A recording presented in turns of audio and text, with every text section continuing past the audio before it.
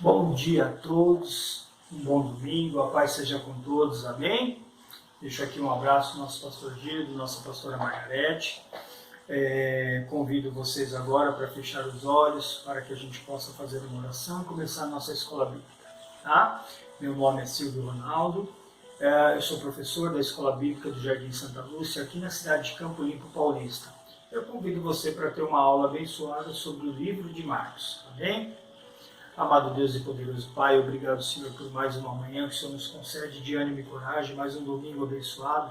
Deus, em nome do Seu Filho Jesus, esvazia o nosso coração, esvazia a nossa mente, nos permite, Pai, estarmos prontos, focados e abertos para ouvir a Tua mensagem. Deus, em nome do Seu Filho Jesus, eu convido o Espírito Santo para ser o lecionador, o professor dessa escola bíblica, Pai, e que eu venha a ser exclusivamente ferramenta das mãos dele. Pai, que o Teu Santo Espírito venha falar conosco, nos revelar a Tua palavra e nos dar entendimento. É o que eu lhe peço, Senhor, eu lhe agradeço. Em nome do Teu Filho Jesus, abençoe esses alunos, cada aluno, abençoe essa aula para que vá em lugares que eu não poderia ir. É o que eu lhe peço e lhe agradeço em nome do Seu Filho Jesus, Senhor. Amém. Amém. Hoje nós vamos fazer um pouquinho diferente, tá? A nossa musiquinha vai ser interrompida hoje, mas com o mesmo contexto de todos os livros da Bíblia. Semana passada eu finalizei a aula com um vídeo, mas esse vídeo era de um garoto falando, narrando, recitando e escrito uma legenda em português, mas era muito rápido, o vídeo não era tão claro, tão nítido, e talvez algumas pessoas não conseguiram absorver a mensagem. Então, para que a gente possa ter entendimento de todo o conteúdo daquele vídeo que nós passamos, eu gravei recitando esse texto já em português, eu mesmo recitando. Espero que você goste, mas acima de tudo, antes de gostar, na verdade, o objetivo é que você se aprofunde nos livros da Bíblia e no autor e consumador da nossa fé, Jesus Cristo. Amém? Então fique hoje com esta narrativa e nas próximas aulas voltamos com a música. Porém, não saímos do foco de conhecer todos os livros da Bíblia, porque a narrativa envolve todos eles. 66. A gente volta já já. Bom? Fica com Deus. E aproveitando, depois, não se esqueçam, dá para anotar com calma, depois pode voltar à aula, Depois que ela passar, vocês vai ficar no YouTube, é só voltar à aula, parar, pausar, copiar, é tranquilo, tá? Vamos ao texto que a gente havia dito? A identidade de Jesus Cristo em cada livro da Bíblia. Isso foi um jovem, um adolescente que recitou nos Estados Unidos e eu tomei nota em forma de texto, tá bom? Em Gênesis, Jesus Cristo é a semente da mulher. Em Êxodo, ele é o cordeiro da Páscoa. Em Levítico, ele é o nosso sacerdote supremo. Em Números, ele é o pilar da nuvem durante o dia e o pilar do fogo à noite. Em Deuteronômio, ele é o profeta em Moisés. Em Josué, é o capitão da nossa salvação. Em Juízes, ele é o nosso juiz e nos dá a lei. Em Ruth, ele é o nosso parente resgatador. Em 1 Samuel e 2 Samuel, ele é o nosso profeta confiável. Em 1 e 2 Reis, 1 e 2 Crônicas, ele é o nosso rei soberano. Em Esdras e Neemias, ele é o construtor das muralhas da vida. Em Esther, ele é o nosso Mordecai, ou Mardoqueu, depende a tradução. Em Jó, ele é o nosso Redentor eterno. Em Salmos, ele é o nosso pastor. Em Provérbios e Eclesiastes, ele é a nossa sabedoria. Em Cantares, ele é o nosso amado noivo. Em Isaías, ele é o príncipe da paz. Em Jeremias, ele é o nosso ramo da justiça. Em Lamentações, ele é o nosso profeta lamentador. Em Ezequiel, ele é o maravilhoso homem de 4 faces. Em Daniel, ele é o 4º homem na fornalha do fogo. Em Oséias, ele é o marido fiel, casado para sempre com uma mulher desviada. Em Joel, ele é o que batiza no Espírito Santo e com fogo. Em Amós, ele é o que carrega o nosso fardo. Em Obadias, ele é o poderoso para salvar. Em Jonas, ele é o nosso missionário. Em Miqueias, ele é o bom mensageiro de belos pés. Em Naum, ele é o vingador da lei de Deus. Em Abacuque, ele é o grito evangelístico de Deus: aviva, ó Senhor, a tua obra no meio de nós, no meio dos anos. Em Sofonias, ele é o nosso Salvador. Em Ageu, ele é o restaurador da herança perdida de Deus. Em Zacarias, ele é a fonte criada na casa de Davi pelos pecados e impurezas. Em Malaquias, ele é o filho da justiça se erguendo com cura em suas asas. Em Mateus, ele é o rei dos judeus. Em Marcos, ele é o servo. Em Lucas, ele é o filho do homem sentindo o que você sente. Em João, ele é o filho de Deus. Em Atos, ele é o salvador do mundo. Em Romanos, ele é a justiça de Deus. Em 1 Coríntios, ele é a nossa rocha firme. Em 2 Coríntios, ele é o triunfante que dá a vitória.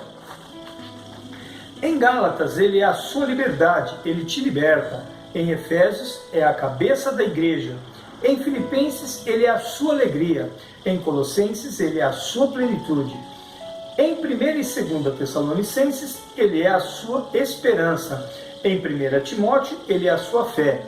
Em 2 Timóteo, ele é a sua estabilidade.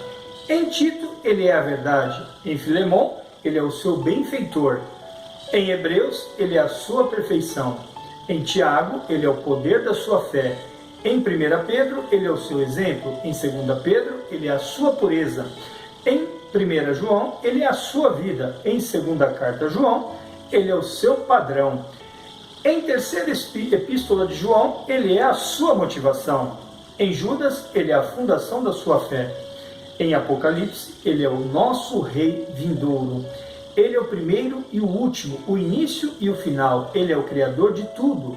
Ele é o arquiteto do universo, o melhor de todos os tempos. Ele sempre foi, ele é e sempre será. Imóvel, imutável, invencível e nunca derrotado. Ele foi machucado, mas trouxe cura. Ele foi perfurado, mas alivia as dores. Ele foi perseguido, mas trouxe a liberdade. Ele esteve morto, mas trouxe a vida. Ele está vivo e traz vida. Ele reina e traz paz. O mundo não consegue entendê-lo. Os exércitos não podem vencê-lo. Escolas não podem explicá-lo. E os líderes não podem ignorá-lo. Herodes não conseguiu matá-lo. Fariseus não conseguiram confundi-lo. As pessoas não conseguiram detê-lo. Nero não conseguiu destruí-lo. Hitler não conseguiu silenciá-lo. A nova era não consegue substituí-lo. E a Oprah, uma apresentadora, entrevistadora norte-americana, como Jô Soares e a Marília Gabriela, não conseguiu explicá-lo. Ele é a vida, amor, longevidade e mais. Ele é bondade, gentileza, zelo. E ele é Deus. Ele é santo, justo, poderoso, puro. Seus caminhos são corretos e suas palavras são eternas. Sua vontade não muda e sua vida está em mim. Ele é o meu Redentor, Ele é o meu Salvador, Ele é meu guia, Ele é minha paz, Ele é minha alegria, Ele é o meu conforto, Ele é o meu Senhor. Ele direciona a minha vida. Em nome de Jesus, Ele é Jesus, o meu Salvador e o meu Senhor. Feche os seus olhos. Vamos lá. Feche um pouco seus olhos, só ouça, com concentração, mas mantenha seus olhos fechados. Amém? Era uma noite quente em Jerusalém. Sobre a nossa cabeça, um céu com poucas estrelas, ofuscadas pelo brilho de uma lua avermelhada. O mestre orava fervorosamente, enquanto lutávamos contra o sono, em meio à escuridão de Getsemane. Foi tudo muito rápido. Pela terceira vez, o mestre nos acordava e nos repreendia, mas dessa vez foi diferente. Ele nos mandou levantar. Iríamos para algum lugar. Mas onde? Não tivemos tempo para descobrir, pois logo o traidor surgiu das trevas, seguido de um pequeno exército armado, e beijou a face do mestre. Imediatamente, os soldados agarraram o Senhor e o prenderam. Tentei reagir com minha espada, mas nem mesmo Jesus reagiu. Pessoas começaram a se reunir ao redor para saber o que acontecia. Foi tudo tão rápido e confuso que mal consegui entender o que Jesus disse antes de ser levado. A última coisa que vi foi um homem correndo pelado. Do que se trata esse relato? Pode abrir os olhos. Do que se retrata esse relato? Vocês conhecem essa história? Esse foi o momento em que Jesus foi preso. Isso narrado pela ótica de um discípulo, tá? Dos discípulos, naturalmente. Vamos abrir a Bíblia. Quem quiser, ou me acompanha aqui. Hoje nós vamos trabalhar em cima do livro de Marcos, tá? Marcos capítulo 14, versículos 51 e 52 diz assim: Um jovem, vestindo apenas um lençol de linho, estava seguindo a Jesus. Quando tentaram prendê-lo, ele fugiu nu, deixando o lençol para trás. Os estudiosos entendem, ser esses dois versículos marcas autobiográficas de Marcos, o escritor do Evangelho a ser estudado nessa aula. Marcas autobiográficas. Eles entendem que possivelmente este homem que saiu nu, pelado, no momento da captura de Jesus no Getsêmani, foi o próprio João Marcos, Marcos, que nós vamos ver em seguida. Tá? Então hoje nós vamos falar sobre o Evangelho de Marcos. Vamos lá. Para quem está com a apostila, já teve algumas pessoas que já adquiriram, página 36. Para os que não estão, é só nos acompanhar aqui, tá? É só nos acompanhar. Vamos lá. Alvo da nossa lição. Deixa eu só dar uma puxadinha aqui que eu estou meio sem foco. Saber. Distinguir as principais características do Evangelho de Marcos em seus ensinamentos sobre Jesus. Sentir. Valorizar o Evangelho de Marcos pelo que ele ensina sobre Jesus. Isso é importante. Agir. Relatar a obra de Jesus a outra pessoa de forma adequada à sua compreensão. Então, ensinar, demonstrar, falar, contar a história da obra de Jesus de uma maneira que a pessoa tenha compreensão, sem que nós fujamos da origem central, da história central, ok? Continuando, vamos lá. Introdução. Com 16 capítulos, ok? Com 16 capítulos e 661 versículos, Marcos é o menor livro entre os evangelhos. Provavelmente o primeiro evangelho a ser escrito e usado como referência por Lucas e Mateus em seus respectivos escritos. Não há muitos questionamentos quanto ao título do livro, uma vez que o sobrescrito grego Katamarkon, segundo Marcos, aparece na maioria dos manuscritos mais antigos. De maneira unânime, ou seja, os pais da igreja, todos eles concordam,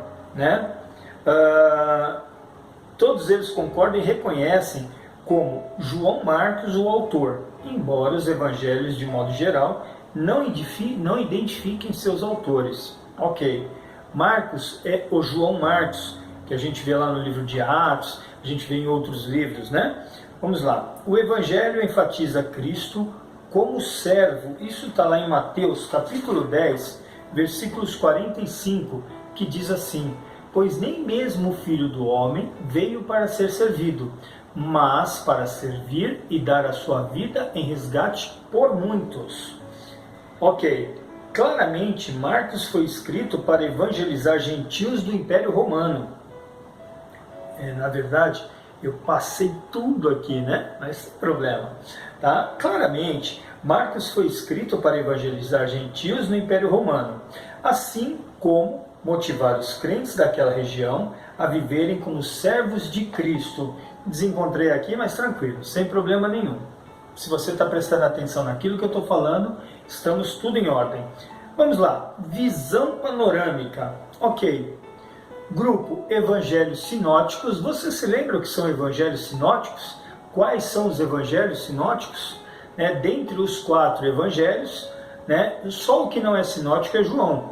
Mateus, Marcos e Lucas, eles são considerados do grupo de Evangelhos Sinóticos. Ou seja, um fala o que o outro fala, um complementa o outro, Autor, João Marcos, mais conhecido por Marcos, Data, 50, 60 depois de Cristo, já na nossa era, no nosso calendário, né? Local, Roma, possivelmente Roma, por isso ponto de interrogação.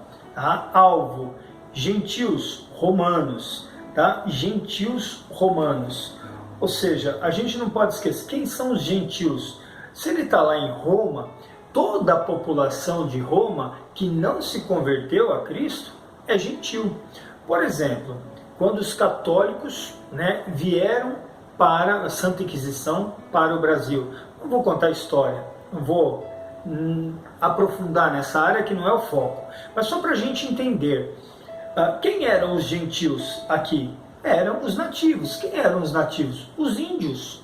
Tá? Aí alguns deles foram catequizados, né, e deixaram de ser pagãos, conforme vocabulário católico. Então, na região na qual você chega, tá, os que são convertidos deixam de ser gentios, os demais se tornam gentios. Tá? Só para a gente entender.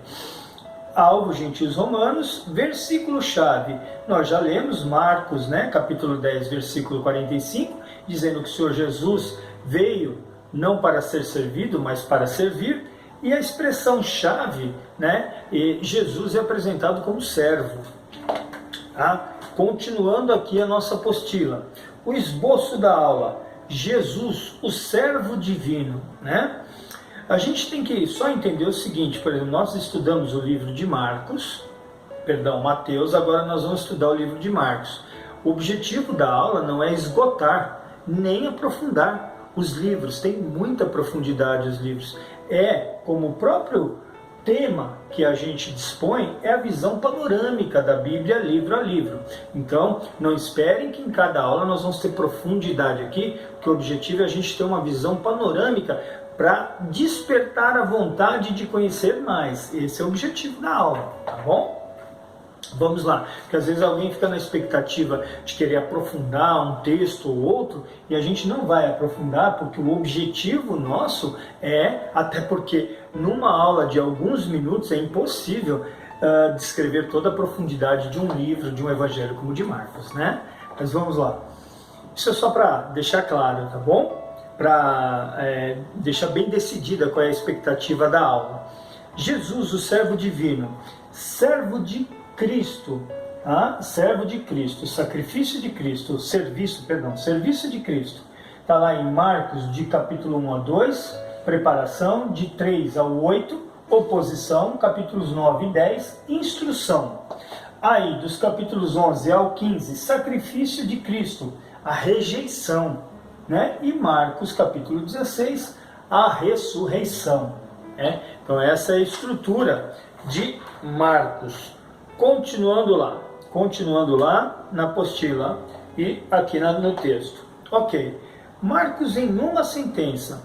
Marcos mostra Deus agindo na história por meio de Jesus, servo e filho de Deus, de maneira sintética, de maneira resumida, de maneira sucinta, tá? E direcionada aos gentios. Marcos aqui, o propósito de Marcos não é escrever para um hebreu, para um cristão convertido, e sim para um gentil, e mais tendencioso para o romano, tá? Esse é o objetivo de Marcos.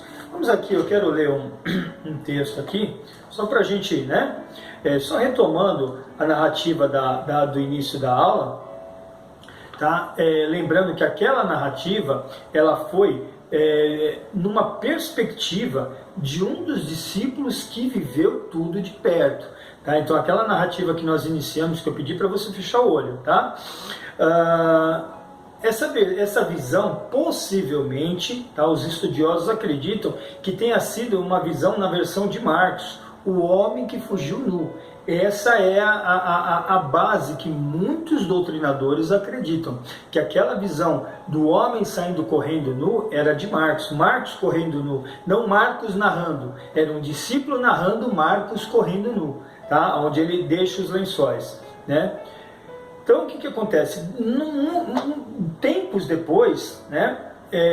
Marcos escreveu o Evangelho de Marcos. Então, como é que ele poderia ter escrito se ele não tivesse profundidade, contato, conhecimento, vivência, né? Como seria possível, né? As narrativas dele demonstram uma pessoa que acompanhou Jesus, mesmo que de certa distância, não como centro dos discípulos, mas que estava junto, né? Por exemplo, não seria possível uma pessoa escrever o que Marcos escreveu lá em Marcos capítulo 14, versículo 36, se não tivesse vivido de perto. Eu vou ler aqui. E dizia, Jesus dizendo, né? E dizia: Abba, Pai, tudo te é possível. Afasta de mim este cálice. Contudo, não seja o que eu quero, mas sim o que tu queres. Só uma pessoa que esteve vivendo junto que teria capacidade de escrever um texto como esse, né?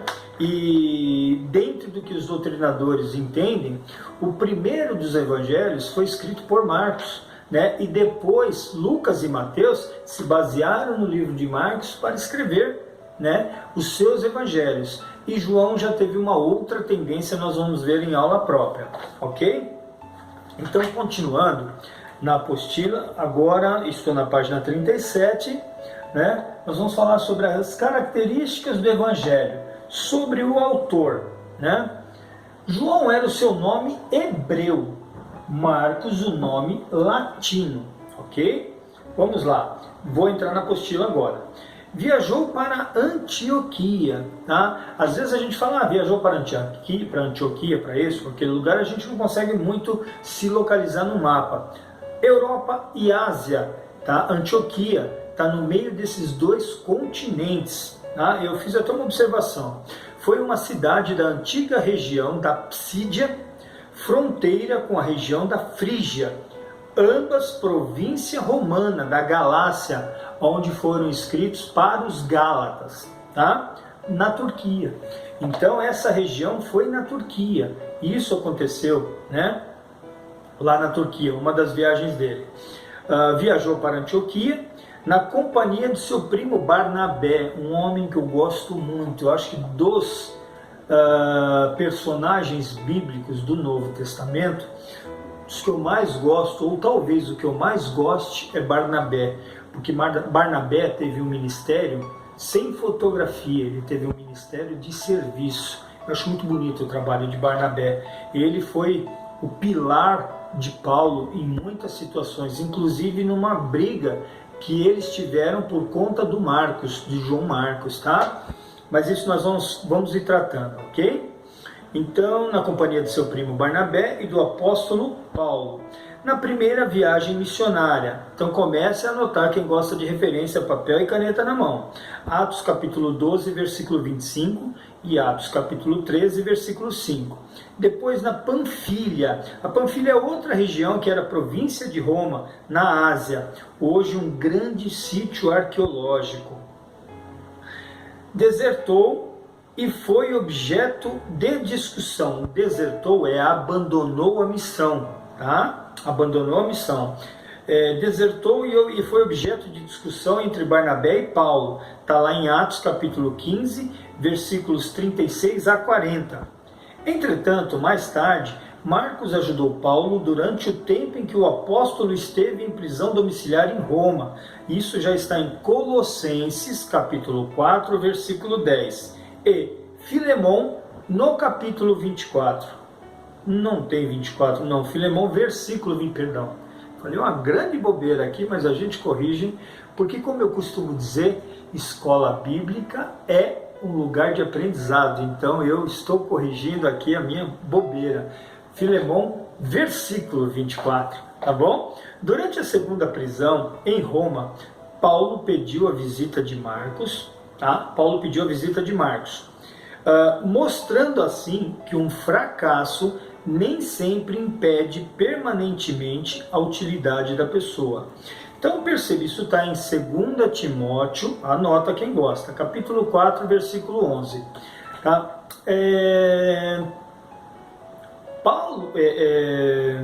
Marcos desertou de uma missão. Lá na frente, numa outra situação, foi resgatado. Tem pessoas que entram no ministério ou entram, né, se convertem, desanimam, afastam depois, com uma boa conversa, o Espírito Santo auxiliando sempre, né? Convencendo, auxiliando não, a gente que auxilia o Espírito Santo, convencendo, essa pessoa é resgatada. Então, se uma pessoa já se converteu e está hoje afastada, não pensa que é o fim dela. Se você tem algum reconhecimento pelo ministério de Marcos, ele também abandonou o ministério, né? Ele desertou da missão e foi em outro momento importantíssimo na vida de Paulo quando ele foi preso. Entenda isso, então não perca a esperança por aquele quem desviou.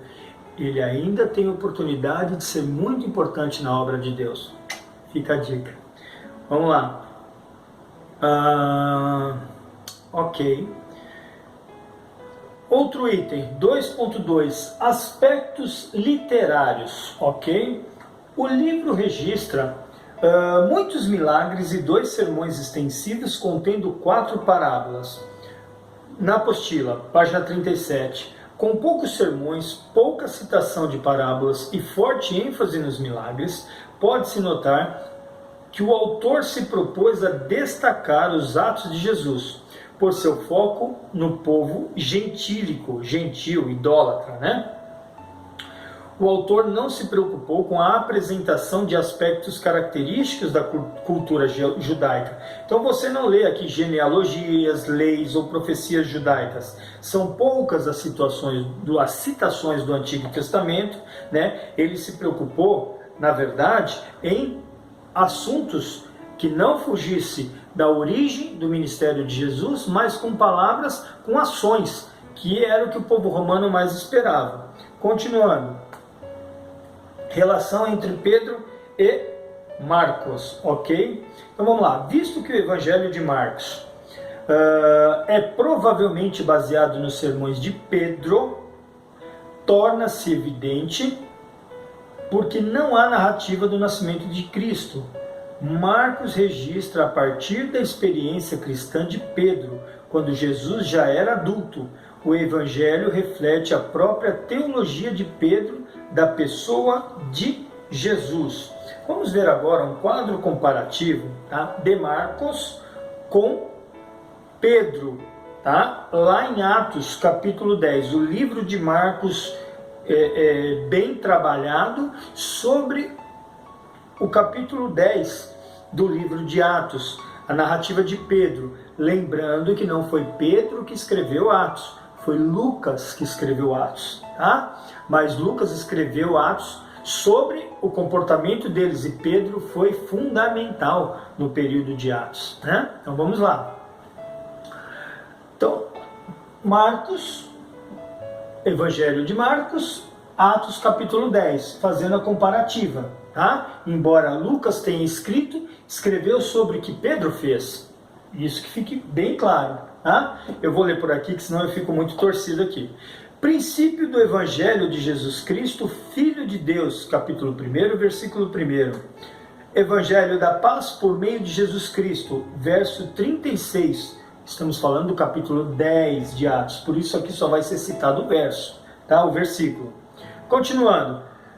Em Marcos, a descida do Espírito Santo sobre Jesus, capítulo 1, versículo 10. Em Atos, Deus ungiu a Jesus de Nazaré com o Espírito Santo e com poder, versículo 38. Marcos, o ministério da Galileia, capítulo 1, versículos 16 e capítulo 8, versículo 26.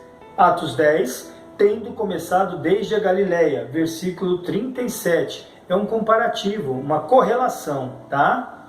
Continuando, muitas curas e expulsões de demônios em Marcos. Andou por toda parte fazendo bem e curando a todos os oprimidos do diabo, porque Deus era com ele, versículo 38. Marcos, o ministério em Jerusalém, capítulos 11 a 14. Atos 10, nós somos testemunhas de tudo que ele fez na terra dos judeus e em Jerusalém, versículo 39. Morte de Cristo, capítulo 15, Marcos, Atos, capítulo 10, ao qual também tiraram a vida e penduraram-o no madeiro, verso 39. Marcos, capítulo 16, o último capítulo de Marcos, ressurreição de Cristo. Atos 10, a este ressuscitou Deus no terceiro dia. Quando se fala a este, está falando de Jesus. A este, a Jesus, Deus no terceiro dia o ressuscitou. No versículo 40. Exato. Agora vamos lá. Características do Evangelho. Destinatários. Vamos lá, destinatários. Eu me perdi, mas eu me acho. Ok? Marcos escreveu para os gentios, possivelmente para os romanos, e temos então explicações de costumes judaicos. Explicações. Porque para o judeu, Mateus não precisou explicar nada, eles já conheciam. Tá? Porque era o costume deles. Agora, Marcos estava falando para os gentios romanos, que não tinham conhecimento dos costumes judaicos, então algumas coisas eram explicadas, como lá em Marcos, capítulo 7, achei Marcos, capítulo 7, versículo 3, mas eu preferi colocar também o versículo 4, porque eles se complementam, tá?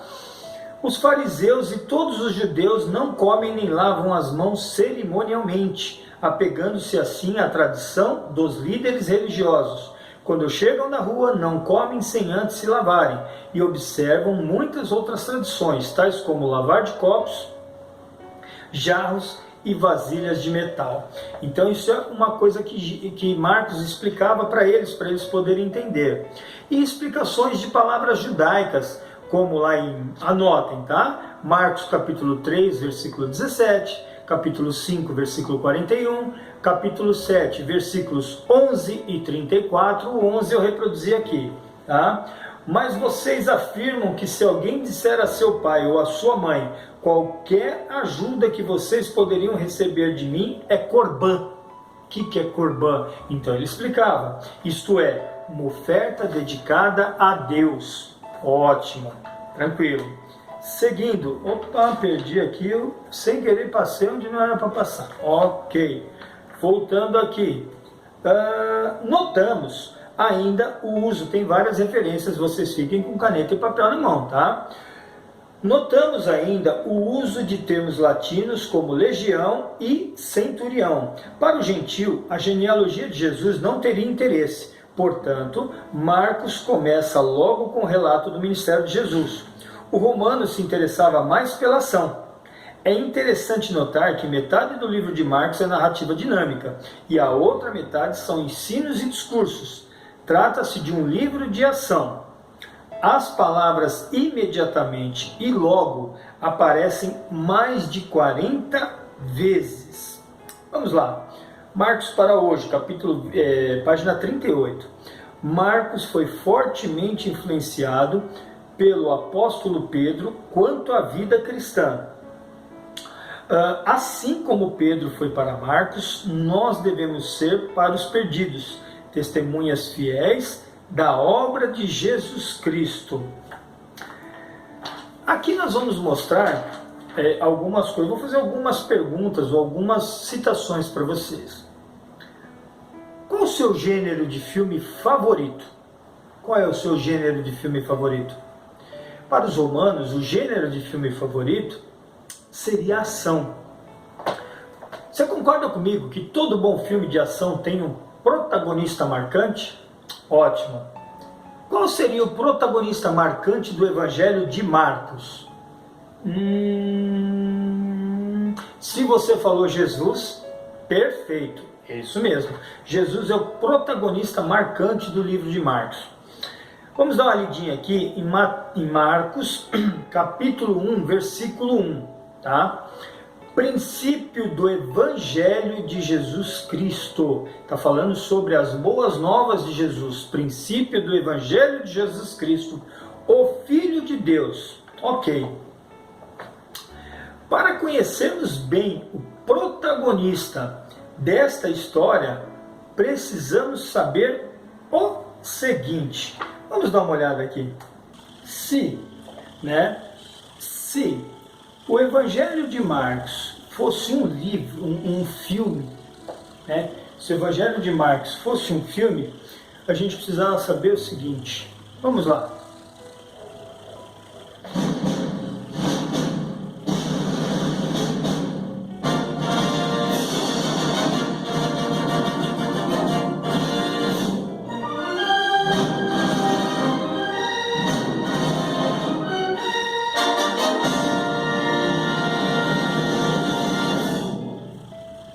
agora para vocês o Evangelho de Marcos, estrelando Jesus Cristo. Quem ele é? Por onde andou? O que ele fez? Ótimo. Lógico que nós estamos brincando com todo respeito, tá, com o nosso Senhor Jesus. Mas para que a gente pudesse entender a essência, nós precisávamos acompanhar isso. Vamos lá? Então, seguindo aí, ó, até fechou a apostila aqui, já fez uma bagunça aqui, mas eu vou chegar lá. Vamos lá. A Cristologia do Evangelho. Agora eu vou dar uma corridinha para não ficar tão extensa a aula, tá? Apostila, página 38. Vamos lá. São dignos de admiração o entendimento e a explanação do evangelista acerca de Jesus Cristo. Marcos preocupou-se intensamente em apresentar detalhes da pessoa e dos atos de Cristo ao longo do seu ministério. Identidade. Jesus, homem. Agora na apostila. Quem gosta de anotar, vai ter bastante referência, tá? Ok. Vamos lá. Jesus, homem. Na Cristologia de Marcos, Jesus é apresentado como homem.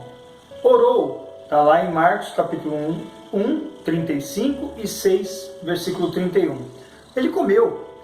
Marcos, capítulo 2, versículo 16. Ele bebeu. Tudo que um homem faz.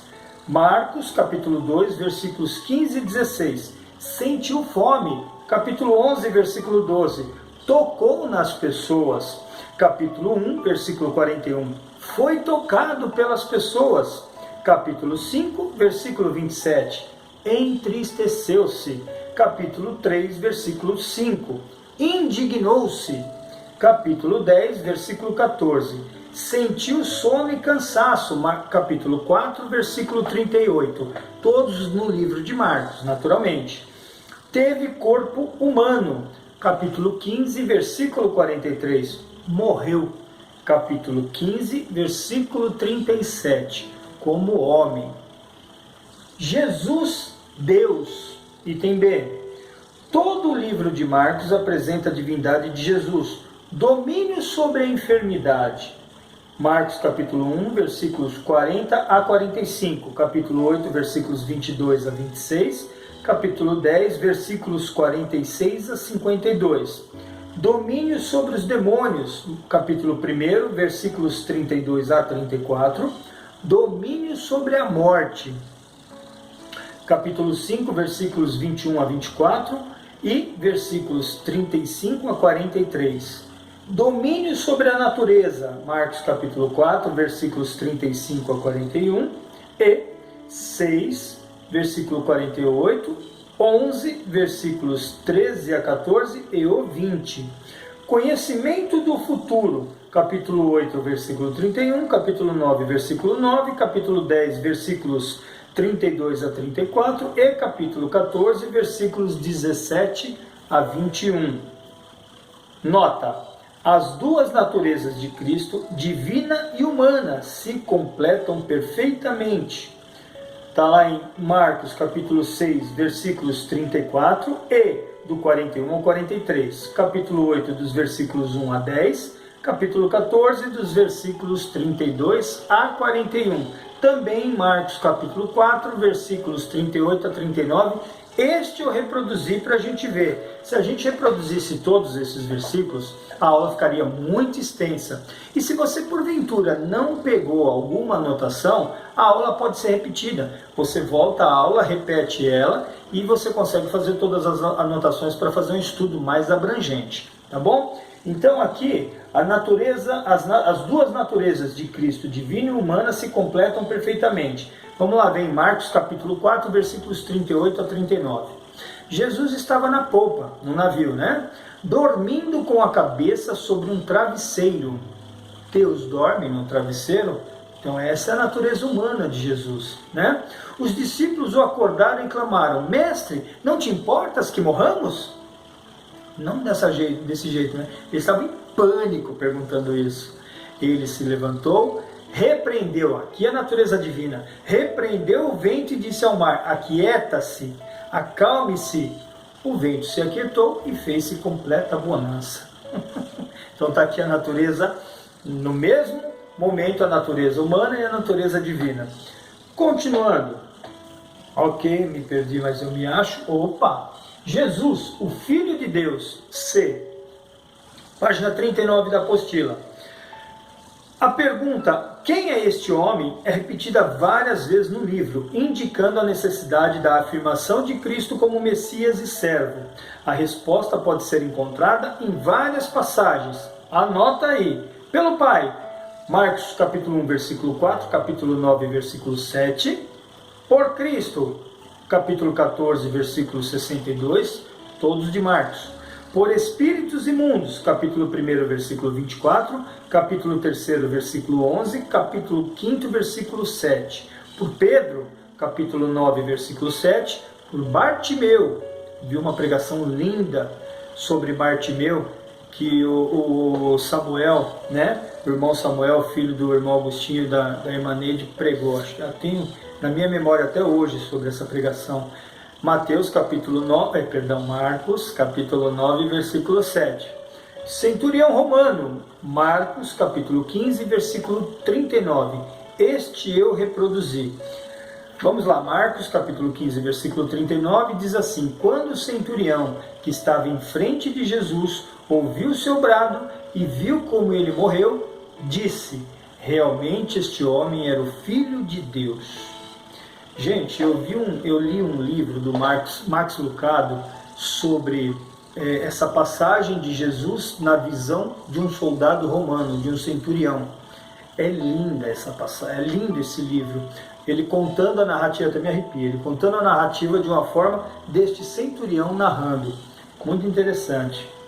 Jesus Salvador. Numa de suas declarações, Jesus deixou claro que veio para dar a sua vida em resgate por muitos. Nós lemos lá em Marcos, capítulo 10, versículo 45, lá no começo. Marcos apresenta um Cristo sofredor, mas acima de tudo, redentor daqueles que professam fé em seu nome. Milagres. Vamos lá. Milagres, eu me perdi, mas eu me acho, já me achei. Percebe-se claramente a ênfase do evangelista na obra milagrosa de Jesus, provavelmente por seu interesse em comprovar que Cristo é o Messias, Filho de Deus, e pela ênfase nas ações do Senhor Jesus Cristo. Curas. Você vai ter lá sobre endemoniado na sinagoga, Marcos capítulo 1, versículos de 21 a 28, a sogra de Pedro, capítulo 1, 29 a 31, cura do leproso, capítulo 1, versículos 40 a 45, cura do paralítico, capítulo 2, versículos de 1 a 12, homem com a mão ressequida, capítulo 3, versículos de 1 a 16, endemoniado gadareno, capítulo 5, versículos de 1 a 14, cura de surdo e gago, capítulo 7, versículos 31 a 37, cego, capítulo 8, versículos 22 a 26 e capítulo 10, versículos 46 e 52. Jovem endemoniado, capítulo 9, versículos 14 a 29, exorcizou várias pessoas, capítulo 1, versículos 32 a 34, versículo 39, capítulo 3, versículos 7 e 12, a 12, capítulo 6, versos 53 a 56. Natureza, acalma a tempestade, capítulo 4, versículos 35 a 41, anda sobre o mar e acalma o vento, capítulo 6, versículos 45 a 52. Ressuscita, filho de Jairo, capítulo 5, versículos 35 a 43. Multiplicação dos pães e peixes, capítulo 6, versículos 30 a 44 e capítulo 8, versículos de 1 a 9. Transfigura-se, capítulo 9, versículos 2 a 8. Vamos lá. Lembrando que essas referências, se eu falei muito rápido e não deu para anotar todas, volta e anota de novo. E um detalhe, você também pode reproduzir a aula novamente, devagar, acompanhar com a Bíblia, paginando, lendo junto, que é muito legal. E o capítulo também, o livro tem só 16 capítulos, tá? Com 661 versículos. É bem curtinho, é bem rapidinho de ler, com muita ação, com muita ênfase de Jesus adulto, né? Ou seja, sobre o ministério dele. É muito gostoso de ver. Vamos lá. Eu me perdi, mas eu me acho. Ok. Me perdi feio agora, hein? Tá? Os milagres eu já li. Última semana, né? Ok. A estrutura de Marcos revela que a última semana da vida de Jesus, ou os últimos 8 dias, é o grande foco do evangelista e ocupa cerca de 1/3 de todo o evangelho. A significância da semana da paixão de Cristo é óbvia. Vamos lá. Seguindo aqui Marcos na prática, mas eu vou ler uma coisinha antes disso, tá? O evangelho escrito por Marcos nos deixou grandes lições acerca de pessoas e da obra de Jesus Cristo. Você pode pensar agora como esses ensinamentos mudaram sua maneira de viver, né? Então olha que interessante, o evangelho escrito por Marcos nos deixou grandes lições acerca da pessoa e da obra de Jesus Cristo. O que isso impactou na sua vida? Você pode pensar nisso? Isso é muito interessante, porque a vida de Jesus nos faz refletir sobre a vida que vivemos, né? Como tomamos nossas decisões, como agimos, como suportamos as pressões, ainda mais no tempo de hoje, muita cobrança, muita pressão, muitas incertezas, né? Para aqueles que não creem, sem paz de espírito, né?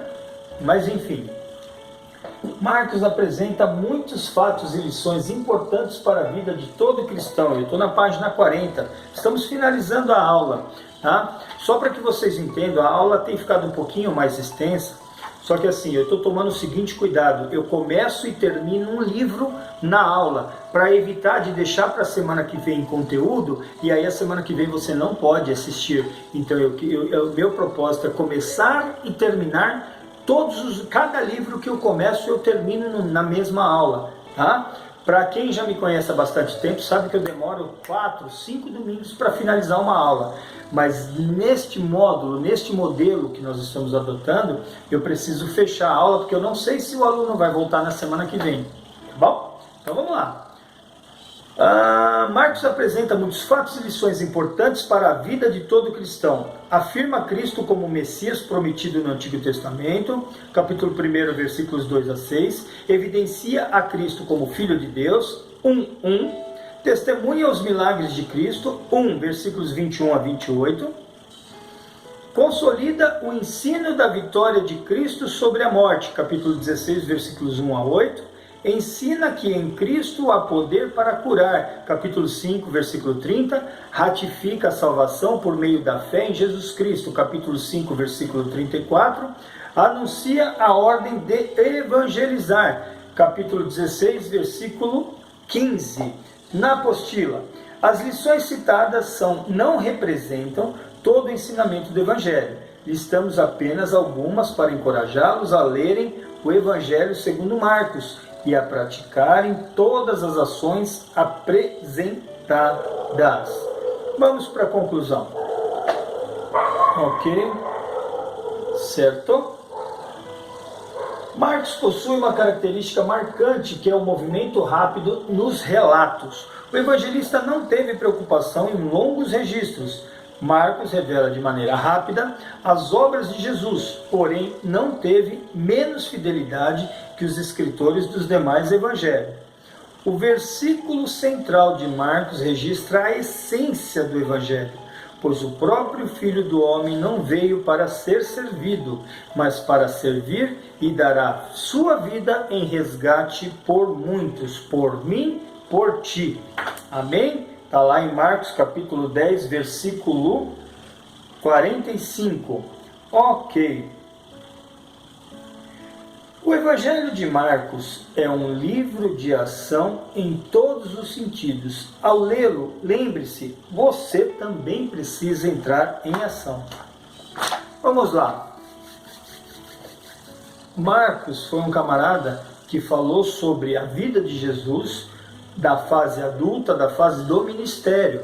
Tá? Por isso ele não se preocupou com as tradições judaicas, por isso ele não se preocupou com a genealogia, por isso que ele não se preocupou da época em que Jesus era pequeno, quando aconteceu aquela viagem, né, para Jerusalém, e a família voltou, e aí ele ficou no templo pregando com 12 anos. Ele não contou nada disso no evangelho dele. Ele contou da parte já de Jesus, ministério adulto, fazendo milagres, fazendo curas, e depois sobre a via sacra, os 8 últimos dias, e a crucificação e a ressurreição. Esse foi o foco de Marcos. Tá? Eu vou deixar aqui, para algumas pessoas que não têm a apostila, quiser ir anotando, tá? Uma lição para você refletir durante a semana toda. Tá? Tem lições de segunda a domingo, tá? Com referências bíblicas e orientações. Tá bom? Depois, se você quiser, você pausa essa parte e você anota e você estuda durante a semana pequenas porções que vão te dar grandes alimentações espirituais. Então, o que acontece? Marcos foi um camarada que, no meio do povo gentil romano, soube, sem tirar o foco da mensagem de Jesus, soube traduzir de uma maneira que aquele povo sabia entender, usando a ação, né, a emoção para falar sobre Jesus, e atraiu muitas pessoas. E você, no seu ambiente de trabalho, no seu ambiente de escola, no seu ambiente familiar, como você tem falado do amor de Jesus para essas vidas de uma maneira que eles entendam, num vocabulário e numa estrutura que eles possam reconhecer? Pensa nisso, ora para Deus pedindo para que Ele dê essa sabedoria para você. Amém? Vamos encerrar a aula? Amado Deus e poderoso Pai, entramos na Tua santa presença, Senhor, para lhe agradecer por esse domingo abençoado, para lhe agradecer pelo cuidado que o Senhor nos deu nessa manhã, para estarmos aqui, Senhor, tendo esta aula. Deus, em nome do Seu Filho Jesus, nos dê ânimo e coragem, nos instigue, Senhor, a estudar mais, a conhecer mais o livro de Marcos ao longo dessa semana. Pai, em nome do Seu Filho Jesus, abençoe cada um e que nós possamos, Senhor, com essa semente posta no nosso coração, dar frutos ao Teu reino, Pai, mas acima de tudo, podemos ser íntegros junto contigo na Tua direção. É o que eu lhe peço e lhe agradeço, em nome do Seu Filho Jesus, Senhor. Amém. Um bom domingo a todos, fiquem com Deus. Obrigado pela aula.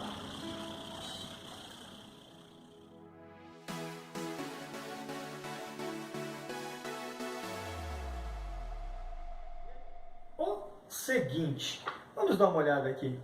Vamos dar uma olhadinha aqui. Aqui estão os principais resultados da pesquisa.